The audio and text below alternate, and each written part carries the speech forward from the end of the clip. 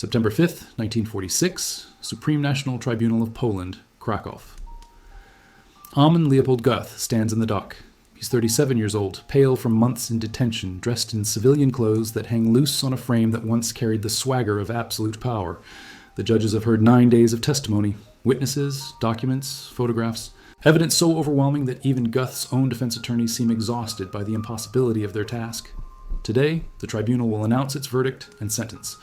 And here's what you need to understand before we go any further. During the trial, prosecutors presented testimony from survivors who described Göth shooting prisoners from his villa balcony like he was practicing target shooting. They presented documents showing he oversaw the deaths of thousands. They presented accounts of beatings, torture, executions, conducted with casual brutality. But none of that sealed his fate, quite like what Göth himself said, what he bragged about, what he admitted with pride in the presence of witnesses who survived to testify. He told his household staff, multiple times, that he didn't feel good about his day unless he'd killed at least one Jew. Not that he'd been ordered to kill, not that wartime conditions forced difficult choices, that killing made him feel good, that it was a daily requirement for his personal satisfaction. When the judges heard that testimony, when they cross-referenced it with witness after witness confirming the pattern, Göth's execution became inevitable. This wasn't a soldier following orders. This was a man who turned mass murder into routine and bragged about needing it the way most people need morning coffee.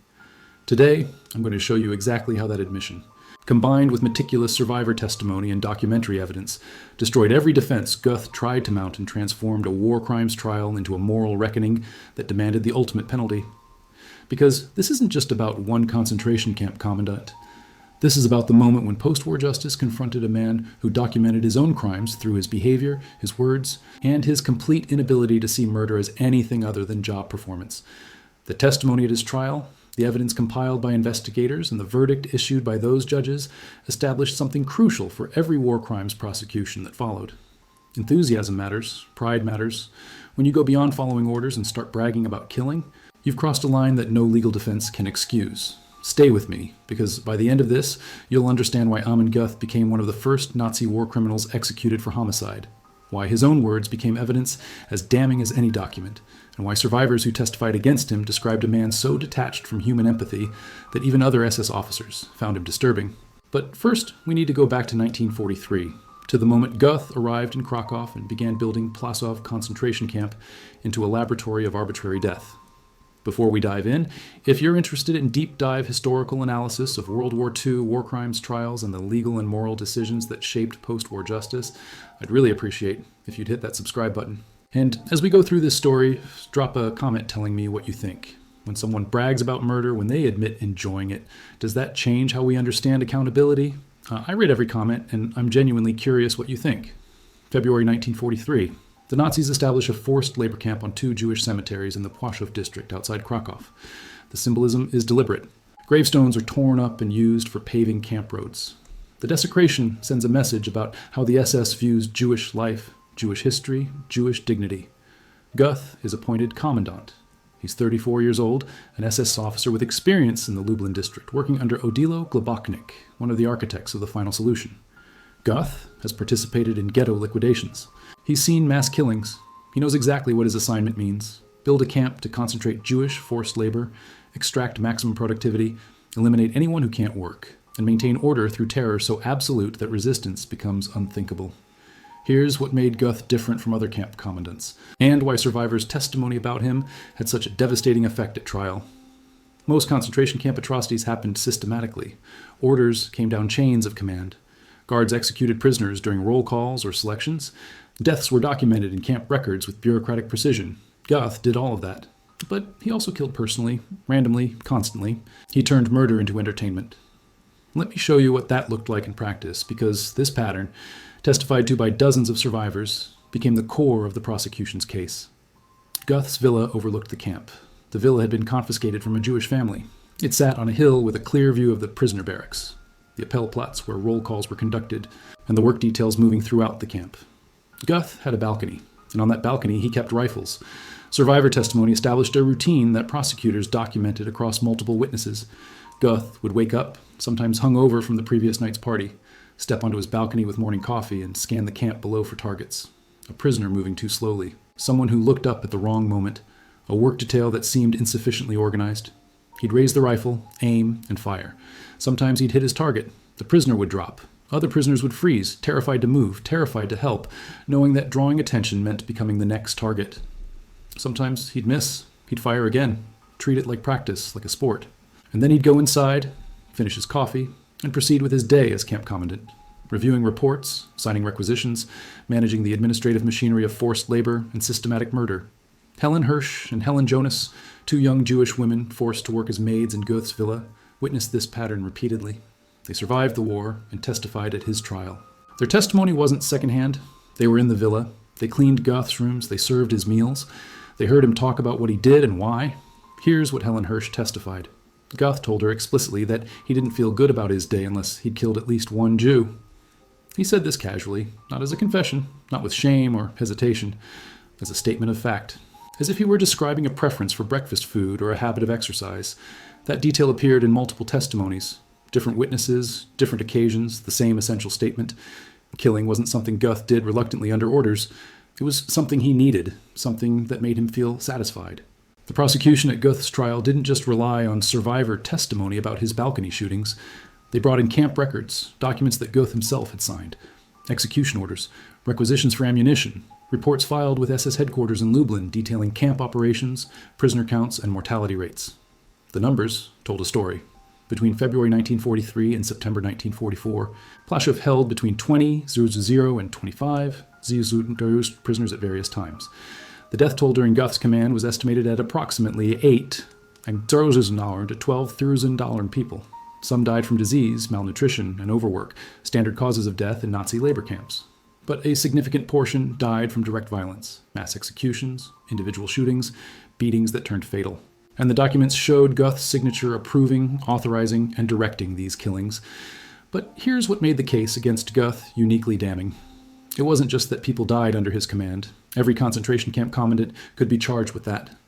It was that Göth exceeded even the brutal norms of the SS camp system. Other SS officers noticed. They filed complaints. Let me explain what that means. Because when your own colleagues in an organization built on systematic murder think you're going too far, that tells you something about how extreme the behavior was. In 1944, SS investigators arrived at Płaszów to investigate Göth. Not for murdering prisoners, that wasn't the problem. For corruption. For stealing property that was supposed to be transferred to the Reich. For black market dealings. For embezzling funds. The SS cared about maintaining the economic machinery of the camp system. Göth's personal enrichment through theft of confiscated Jewish property threatened that system, so they investigated. And during that investigation, they documented something else. They noted Göth's excessive drinking, his brutal treatment of prisoners beyond what operational necessity required, his unstable behavior. The SS didn't prosecute Göth for these findings. The war was entering its final phase, but the investigation file survived. And in 1946, Polish prosecutors entered it as evidence. Göth's own organization had documented his brutality and found it problematic, not for moral reasons, but because it interfered with efficient camp operations. Mitek Pemper, Göth's personal stenographer, survived the war and provided testimony that devastated the defense. Pemper worked in Göth's office. He typed reports. He had access to documents. He witnessed Göth's decision-making process. And he testified that Göth didn't just follow orders from above. Göth issued orders that went beyond what Berlin required. When instructions came down to reduce the prisoner population, Göth interpreted that as permission to conduct mass executions with enthusiasm. When labor quotas needed to be met, Göth set impossible standards and then shot prisoners who failed to meet them. Pemper's testimony showed initiative. It showed a man who saw opportunities within the broader genocidal system to exercise personal sadism and called it command authority. The defense tried multiple arguments. First, they claimed Göth was following orders, that everything he did was authorized by superior officers. That concentration camp commandants had no discretion. They were executing policy set in Berlin. The prosecution's response was methodical. They presented testimony showing Göth's balcony shootings. Those weren't ordered. No directive from SS headquarters said commandants should shoot random prisoners for target practice. They presented testimony about beatings Göth administered personally with whips, clubs, and his fists. Those weren't policy, they were personal violence. They presented evidence of Göth's pet dogs, 2 Great Danes he trained to attack prisoners on command, setting the dogs on people as punishment or entertainment. That wasn't following orders. That was cruelty as hobby. The tribunal heard testimony from survivor after survivor describing the same pattern. Göth walking through the camp. A prisoner caught his attention for some arbitrary reason. Standing wrong, looking wrong, existing wrong. Göth would pull his pistol and shoot them. Sometimes he'd order the body left where it fell as a warning. Sometimes he'd have it dragged away immediately. Either way, the killing was casual, routine, unremarkable to Göth. Here's the turning point in the trial, the moment when the defense's strategy collapsed completely. The defense argued that survivor testimony was unreliable, that people who endured years of trauma might misremember, exaggerate, conflate different events, that testimony driven by understandable anger and pain shouldn't be the sole basis for a death sentence. It was a calculated risk. Defense attorneys knew the judges were Polish. They knew many Poles had suffered under Nazi occupation, but they were hoping the tribunal would apply strict evidentiary standards, the kind that might raise reasonable doubt. The prosecution's response was elegant and devastating. They didn't argue about testimony reliability. They showed convergence. Witness after witness, people who hadn't seen each other since the camp's liberation, people who'd been dispersed across Europe, testified to the same specific details. The balcony shootings, the morning routine, the rifles kept ready, the casual conversations about needing to kill, the dogs, the beatings, the arbitrary executions during roll call. When testimony converges across dozens of independent witnesses, it stops being subjective memory and becomes documented fact. The prosecution called over 60 witnesses. Each testified to specific incidents, and the incidents formed a pattern so consistent that the judges could reconstruct Göth's daily routine, his methods, and most damningly, his mindset. But here's what sealed Göth's fate more than any single testimony. It was what he said during the investigation and trial. Göth didn't deny the killings. He couldn't. Too many witnesses. Too much documentation. Instead, he tried to justify them. He claimed every shooting was authorized. Every execution had a reason. Prisoners were sabotaging work. Prisoners were attempting escape. Prisoners were violating camp regulations. The judges asked for specifics. Which prisoners? What were their names? What evidence of sabotage or escape attempts? What documentation existed beyond Göth's say-so? Göth's answers were vague. He claimed he didn't remember individual cases. There were so many. The camp held thousands. He couldn't be expected to recall every disciplinary action. And that answer, that casual dismissal of individual deaths as too numerous to remember, became evidence of the crime's scale. When you've killed so many people that you can't remember them individually, you're admitting to mass murder. When you describe executions as routine disciplinary actions, too common to document specifically, you're confessing to systematic killing. The prosecution highlighted specific incidents where survivors could provide names, dates, and circumstances. A prisoner named Kilowich, Göth's chief of the Jewish camp police, along with his wife and several others, shot in August 1944. Göth executed them because he feared they knew too much about his black market activities, not because they violated camp rules, because they were inconvenient witnesses. Survivor testimony established the timeline. Documents showed the prisoners were removed from camp records immediately afterward. Göth's defense was that Kilowich was plotting escape. The prosecution showed that Kilowich had been one of Göth's most loyal collaborators, a man who helped maintain order in the camp and had every reason not to flee. The execution wasn't security. It was murder to cover theft. Another incident prosecutors emphasized involved the liquidation of the Kraków ghetto in March 1943. Göth commanded the operation. SS units swept through the ghetto, sending able-bodied Jews to Płaszów and executing the rest on the spot. Survivors testified that Göth personally shot dozens of people during the action, in the streets, in their homes. Children, elderly, anyone who moved too slowly or resisted. The operation's official purpose was labor mobilization, but witness testimony described Göth shooting people who were already complying, already walking toward the deportation points, shooting them because he could, because the chaos of the liquidation provided cover, because killing had become reflex. What the court heard next changed everything. Helen Eunice Rosenzweig, who worked as Göth's maid, testified about conversations she overheard. Göth hosted parties at his villa. SS officers, German civilians working in the Kraków administration, women he was involved with. These parties were loud, drunken affairs. And during these parties, Göth bragged. He told stories about camp incidents. He described shootings like they were hunting anecdotes. He laughed about prisoners' reactions, about how they'd freeze in terror when he appeared, about the power he felt. Jonas testified that she heard him tell a woman at one party that commanding the camp was the best posting he'd ever had, because he could do whatever he wanted. No one questioned him. No one stopped him. The prisoners were his to dispose of as he saw fit. That testimony mattered for one reason. It showed motive beyond following orders. It showed enjoyment. It showed a man who found personal satisfaction in absolute power over life and death, and exercised that power for pleasure, not military necessity. The defense tried to cross-examine Jonas. They suggested her testimony was colored by hatred, that she was exaggerating drunken boasting that perhaps she misheard or misunderstood. Jonas's response was calm and specific. She provided dates for specific parties. She named other people who attended. She described the layout of the villa, details only someone who worked there would know, and she repeated the core testimony. Göth said he needed to kill, that it made him feel good, that the power was intoxicating. The tribunal adjourned to consider evidence. The judges faced a straightforward legal question complicated by moral weight. Göth was clearly guilty of war crimes and crimes against humanity. The evidence was overwhelming. But should the sentence be death or imprisonment? Poland had abolished the death penalty in 1932, but reinstated it in 1944 specifically for war crimes and treason. The tribunal had the authority to impose execution.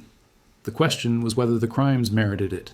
This is where the story stops being about one man and becomes about legal precedent. The judges were establishing standards for how post-war Poland would handle Nazi war criminals. Too lenient, and they'd fail the victims. Too harsh, and they'd undermine the legitimacy of the proceedings. They needed sentences that reflected the gravity of specific crimes, while maintaining judicial process, not revenge. The judges reviewed testimony methodically. They categorized Göth's crimes: mass murder during ghetto liquidations, systematic killing of camp prisoners through executions, overwork and deliberate deprivation, personal murders conducted for entertainment or convenience, torture, theft of property. Each category had evidence. Each had witness corroboration. Each had documentation. But the judges focused on something else: intent, enthusiasm. The evidence showing Göth didn't just participate in genocide as a bureaucratic function, he embraced it. September 5th, 1946, the tribunal reconvenes. The courtroom is packed with survivors, journalists, Polish officials, and international observers. Göth sits motionless as Judge Alfred Eimer begins reading the verdict. The judgment is detailed, methodical. It addresses each charge separately, evaluating evidence, witness credibility, and legal standards. The tribunal finds Göth guilty on all counts: responsibility for the deaths of thousands of prisoners at Płaszów, personal participation in mass executions during ghetto liquidations, individual murders committed for personal gratification, torture, and inhuman treatment of prisoners. But the judgment goes further. It analyzes motive. The judges note that evidence shows Göth acted with initiative and enthusiasm beyond what orders required, that he sought opportunities to kill, that he derived personal satisfaction from exercising absolute power, that his own statements, testified to by multiple witnesses, demonstrated a psychological disposition toward murder as recreation. The tribunal concludes that these factors distinguish Göth from defendants who might claim they were trapped in a criminal system. Göth wasn't trapped. He volunteered. He thrived. He bragged. The sentence? Death by hanging. The courtroom erupts. Some survivors weep. Others sit in stunned silence. Göth shows no visible reaction. His face remains blank, that same detachment survivors described witnessing during his worst atrocities. The tribunal specifies that execution will be carried out at the site of his crimes, a symbolic statement that justice should occur where the suffering happened. Göth's attorneys file appeals. They argue procedural issues, claim the tribunal lacked proper jurisdiction, suggest that executing a German citizen for actions taken during wartime sets a dangerous precedent. The appeals are rejected. The Supreme National Tribunal's decision stands. And then the question becomes, what does execution accomplish? What message does it send? Here's the pattern that emerged across post-war trials, and Göth's case illustrates it perfectly. Courts distinguish between defendants who committed crimes as functionaries within a system and those who showed individual initiative, cruelty, and enthusiasm. Following orders could mitigate sentences for some. Lower-level guards who participated in atrocities but didn't initiate them, who showed evidence of coercion or at minimum reluctance, sometimes received prison terms instead of execution. But for commandants, for leaders, and for individuals who went beyond orders and turned genocide into personal theater, courts concluded that only execution could adequately respond to the crime's nature. The reasoning was specific. These men corrupted institutions. They made camps more brutal than regulations required. They turned systematic murder into arbitrary terror. And by doing so, they demonstrated that they would remain dangerous as long as they lived. Not because they might commit new crimes, but because allowing them to live suggested their crimes were somehow ordinary war crimes, offenses that imprisonment could address. The courts wanted to mark a distinction. What Göth did wasn't war. It was sadism empowered by genocide. And that combination demanded the ultimate penalty. Quick reminder, if you're finding this deep dive valuable, please take a second to like this video. It helps with the algorithm and lets me know you want more detailed analysis of post-war justice proceedings. And drop a comment. Do you think execution was the appropriate response, or would life imprisonment have been sufficient? What does justice mean when the crimes are this systematic? I read every comment and I'm genuinely curious about your perspective. September 13th, 1946. Montelupich Prison, Kraków. 8 days after sentencing. Göth is led to the gallows erected in the prison courtyard. A small group of witnesses attends, survivors, officials, journalists. The execution is swift. Under Polish law, there's no extended delay between sentencing and execution for war crimes. The process is designed to be efficient, not theatrical. Göth's last words, according to some accounts, maintain his innocence. He claims he was a soldier following orders, that history will vindicate him. Other accounts suggest he remained silent. The hanging takes minutes. Göth is pronounced dead. His body is cremated and the ashes scattered, deliberately denied burial, denied any site that could become a memorial or gathering point for those who might lionize him. The symbolism is intentional. Göth sought to erase people. The tribunal erased him. But here's what the execution represented beyond one man's punishment. It was among the first post-war executions carried out by a national tribunal, not an international court. The Nuremberg International Military Tribunal was still in session, prosecuting top Nazi leadership. But Poland moved independently, asserting jurisdiction over crimes committed on Polish soil against Polish citizens and Polish Jews. This set a precedent. Nations could prosecute war criminals without waiting for international consensus. They could hold trials under their own legal systems and impose their own sentences. That principle would shape how war crimes prosecutions unfolded across Europe in the following years. The Göth trial also established evidentiary standards that later prosecutions would follow. Survivor testimony was admissible and credible when corroborated across multiple witnesses. Documents created during the crimes could be used even when they were bureaucratic records not explicitly describing atrocities. The defendant's own statements and behavior patterns could demonstrate criminal intent even without explicit confessions. These principles seem obvious now, but in 1946 they were being defined in real time through trials like Göth's. And then a pattern emerged in how courts evaluated defenses. The following orders argument failed when evidence showed the defendant exceeded orders, showed initiative, or derived personal satisfaction from crimes. The wartime necessity argument failed when actions clearly served no military purpose. The just doing my job argument failed when the job was defined by the defendant's own choices about how brutally to execute it. Göth's trial demonstrated all three failures comprehensively. Let me show you why the Göth case mattered beyond 1946, why it still resonates in how we understand accountability for mass atrocity. When prosecutors at later trials, from Eichmann in 1961 to Yugoslav war crimes, tribunals in the 1990s to ongoing cases today, evaluate evidence, they look for the same patterns that convicted Göth. Did the defendant show initiative? Did they exceed orders? Did they derive satisfaction from cruelty? Those questions trace directly back to cases like this one, where courts had to distinguish between compelled participation and enthusiastic embrace of genocide. The testimony about Göth bragging, about needing to kill to feel good about his day, established something crucial in legal terms. It proved mens rea, criminal intent, in a way that orders and documents alone couldn't. Anyone can claim they were following orders. Anyone can argue they had no choice. But when multiple witnesses testify that you boasted about murder, that you described it as personally satisfying, that you sought opportunities to kill beyond what duty required, you've confessed. Not in a courtroom, in life, to people who survived to repeat your words. Think about what that means psychologically.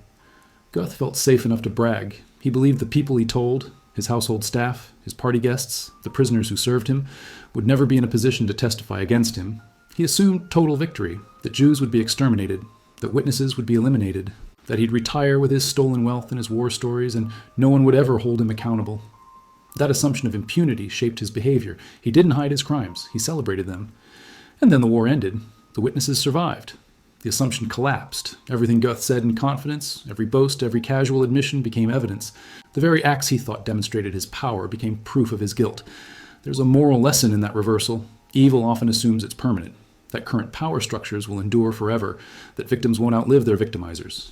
History repeatedly proves that assumption wrong. The broader impact of Göth's execution rippled through how Poland handled Nazi war criminals. Between 1944 and 1950, Polish courts tried over 5 Zero defendants for war crimes and crimes against humanity.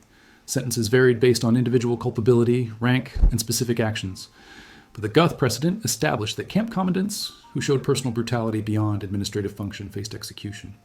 That standard created consistency. It made clear that certain roles carried certain responsibilities, and abusing those roles carried maximum penalties. But here's something that complicates the legacy, something worth thinking about. Göth became famous decades after his execution because of Schindler's List, Steven Spielberg's 1993 film where Ralph Fiennes portrayed him as a sadistic monster shooting prisoners from his balcony.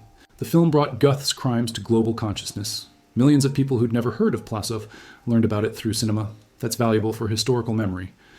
But it also raises questions. Does dramatization of real atrocity serve education or exploitation?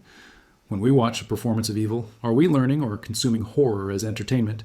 The survivors who testified against Göth wanted the world to know what happened. They wanted accountability. They wanted the record established. But some expressed ambivalence about how that record was later used. Helen Jonas Rosenzweig, who testified at the trial and later consulted on Schindler's List, spent decades speaking about her experiences not to sensationalize, but to educate, to ensure younger generations understood that the Holocaust wasn't abstract history, but lived horror. She emphasized that Göth wasn't a movie villain. He was a real person who made real choices to commit real murders, and those choices had consequences, both for his victims and eventually for him. That distinction matters for how we think about justice after atrocity. Execution removed Göth. It prevented him from ever harming anyone again. It sent a message that certain crimes demand ultimate penalties. But it didn't undo anything. The people he killed stayed dead. The trauma he inflicted on survivors persisted for lifetimes. Justice in these cases isn't restorative. It can't be. It's declarative. It's society saying this was wrong, this will be punished, and the punishment will match the crime's gravity. And here's what makes the bragging element particularly significant for modern war crimes prosecutions. In an era of social media, of instant documentation, of soldiers and perpetrators recording their own actions and posting them online, Göth's case offers a template. Words matter. Admissions matter. When someone brags about atrocity, even casually, even in contexts where they assume they're safe from accountability, those words can become evidence. We've seen this in recent conflicts. Fighters posting videos of abuses, officials making statements revealing intent. Every boast is potential testimony. Every admission is possible evidence. The technology changes. The principle Göth's trial established remains. Your own words can convict you. So what does all this tell us about accountability, about justice, about the psychology of perpetrators who brag about murder? It tells us that evil often operates with assumed impunity, that people who commit atrocities frequently believe they'll never face consequences, that documentation, whether in bureaucratic records or witness testimony or the perpetrator's own boasts, outlasts regimes.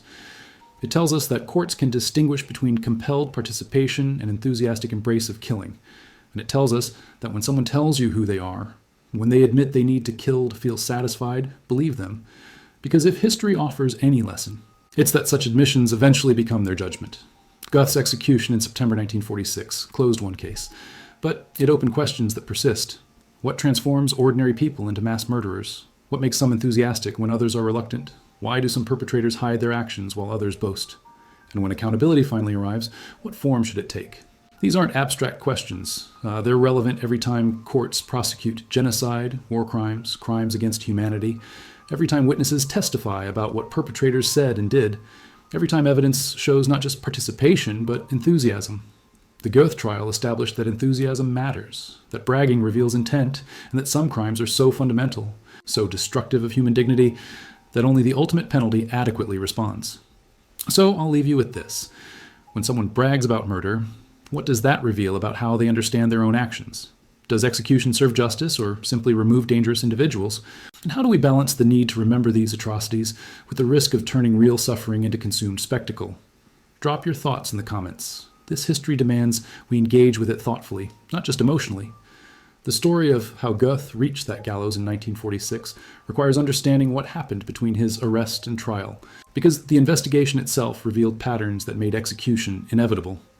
When American forces captured Göth in February 1945, he was in a hospital in Bad Tölz, Germany, suffering from diabetes and other health complications brought on by years of alcoholism. He wasn't fleeing. He wasn't hiding under a false identity. He was simply waiting, apparently believing that, as a uniformed SS officer, he'd be treated as a prisoner of war, perhaps face some administrative consequences, but ultimately survive. That delusion persisted, even as investigators began interviewing Płaszów survivors.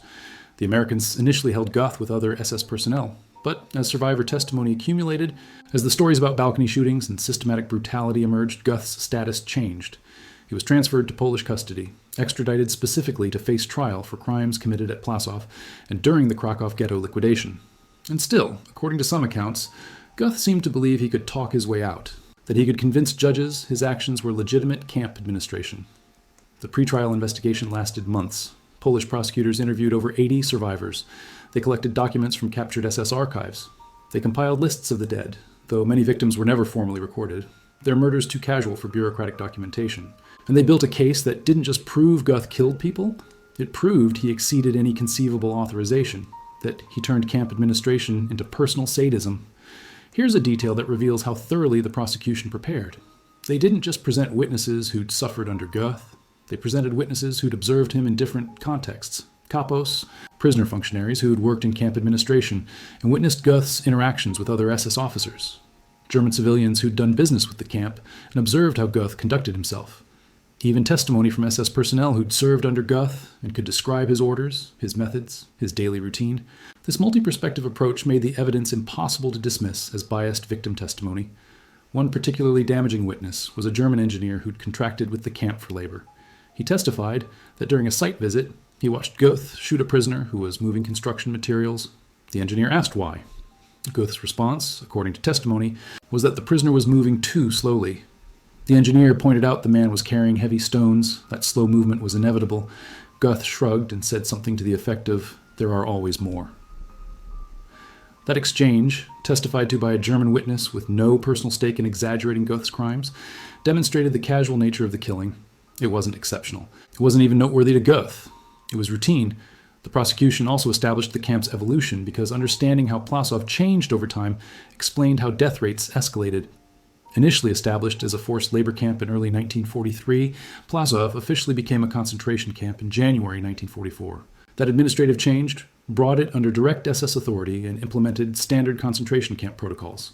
Harsher discipline, increased work quotas, systematic selections of prisoners too weak or sick to work. But survivor testimony revealed that Göth had already been running Płaszów like a concentration camp from the beginning, that the official designation simply formalized what was already happening. The camp expanded throughout 1943 and 1944. New barracks were constructed using prisoner labor. Subcamps were established. The prisoner population swelled as Jews from surrounding areas were concentrated there. And with expansion came more opportunities for Göth to exercise his particular brand of terror. Survivors testified that as the camp grew, Göth's personal killings didn't decrease. If anything, they intensified. Roll calls became occasions for arbitrary executions. Work details returned to find random prisoners shot during the day.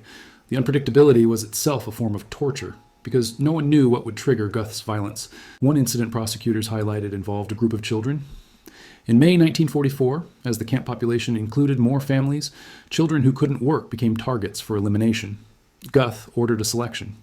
Children under a certain age were separated from their parents. Survivor testimony described parents begging, offering to work double shifts, promising their children could contribute. Göth oversaw the selection personally. The children were loaded onto trucks. They were told they were being transferred to a children's facility. They were taken to nearby woods and shot. Mass graves excavated after the war confirmed the testimony. Small bodies, bullet wounds, ages ranging from toddlers to young teenagers. The defense couldn't explain that away. They tried to argue Göth was implementing Berlin's orders regarding unproductive prisoners. The prosecution showed that even within the genocidal logic of the Nazi system, there were protocols. Selections were typically conducted by SS doctors. Prisoners deemed unfit were usually transferred to extermination camps, not shot on site in improvised executions. Göth bypassed those protocols. He made his own decisions about who lived and died, and he made them based on convenience and impulse rather than policy. This detail mattered because it showed decision-making authority. Göth wasn't a functionary processing prisoners according to rigid rules. He was making life and death decisions based on personal judgment, and that judgment was consistently lethal. The tribunal concluded that this pattern of behavior demonstrated not just participation in genocide, but active amplification of it. Göth made Płaszów deadlier than it had to be, even by the horrific standards of the Nazi camp system. And then there's the question of remorse, because it reveals everything about how Göth understood his own actions. Throughout the trial, prosecutors and judges watched for any sign that Göth recognized the moral weight of what he'd done, any indication of regret, of horror at his own behavior, of understanding that he'd committed fundamental crimes against humanity. They found none. Göth's defense wasn't, "I'm sorry, I was wrong, I was caught up in an evil system." His defense was, "I did nothing wrong, I was following orders, I was doing my job effectively." That absence of remorse influenced sentencing because it suggested Göth would remain dangerous, that given power again, he'd commit the same acts. Compare that to defendants in other trials who showed genuine remorse, who testified about their own moral collapse, who tried to explain how they became perpetrators while acknowledging they had choices. Some of those defendants received life imprisonment instead of execution. Courts considered remorse a mitigating factor, not because it erased crimes, but because it demonstrated some capacity for moral recognition. Göth offered nothing of the sort. Even facing execution, he maintained that he'd been a good commandant, effective and loyal to his superiors. The execution in September 1946 happened quickly after sentencing because Polish authorities wanted to avoid the situation that developed at Nuremberg, where condemned defendants sat in cells for months awaiting execution, filing appeals, becoming subjects of international debate about clemency. The decision was deliberate. Swift justice, minimal spectacle, clear message. Göth committed crimes. Courts found him guilty. Sentence was carried out. Move forward. But moving forward didn't mean forgetting, and this is where the long-term impact of the trial becomes visible. The testimony collected during Göth's prosecution became part of the historical record. It was cited in subsequent trials. It was used by historians documenting the Holocaust. It became educational material.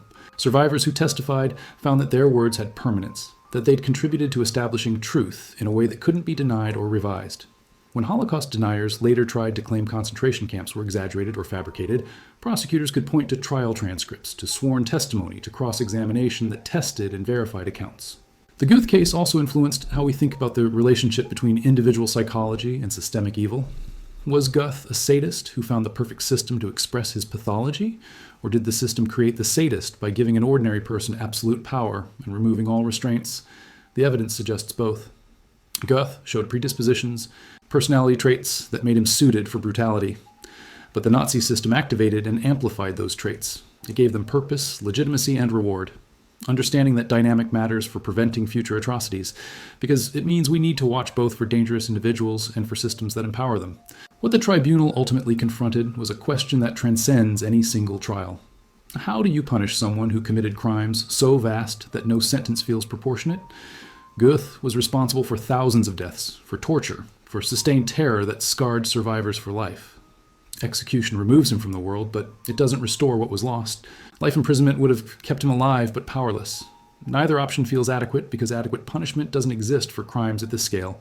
The judges chose execution not because it balanced some cosmic scale of justice, but because it sent the clearest possible message. Society draws lines, and crossing them has absolute consequences.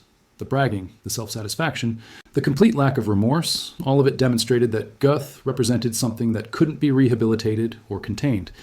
He had to be removed entirely.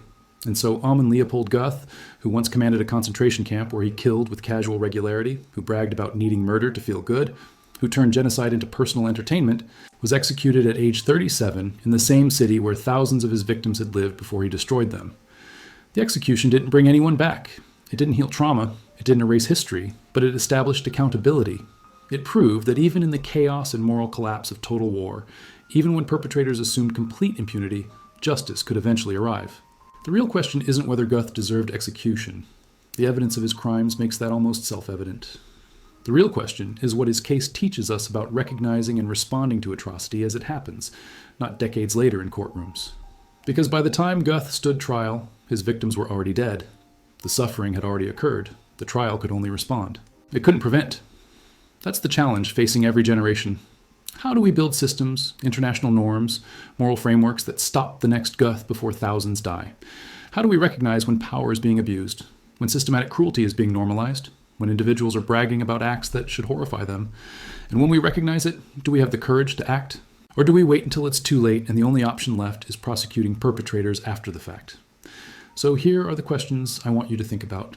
When someone brags about violence, about power, about their ability to harm others without consequence, what does that tell us about their character and the systems that empower them? Does execution serve justice in cases of mass atrocity, or does it simply eliminate perpetrators without addressing root causes? How do we remember cases like Göth's in ways that educate without sensationalizing, that honor victims without turning their suffering into spectacle? And most importantly, what would you do if you witnessed authority figures bragging about abusing power, knowing that challenging them carries personal risk, but silence enables more harm? Drop your thoughts below. These aren't easy questions, but they're necessary ones. Thanks for watching this deep dive into the trial and execution of Amon Göth. If this type of detailed historical analysis using primary sources and trial testimony is valuable to you, please hit that subscribe button and turn on notifications so you don't miss future videos. I cover World War II atrocities, war crimes trials, and the legal and moral decisions that shaped post-war justice, and your support helps me continue creating this content. If you made it this far, drop a comment letting me know what aspect of this case stood out most to you. Was it the survivor testimony, the way Göth's own words became evidence against him, or the broader questions about how we prosecute mass atrocity? I read every comment, and your insights often shape future videos. And if you want to continue learning about post-war justice and accountability, check out the video I'll link in the description about other concentration camp commandants who faced trial and how their cases compared to Göth's in terms of evidence, defense strategies, and sentencing. Thanks again for being here, for engaging thoughtfully with difficult history, and for helping ensure these stories remain part of our collective memory. I'll see you in the next one.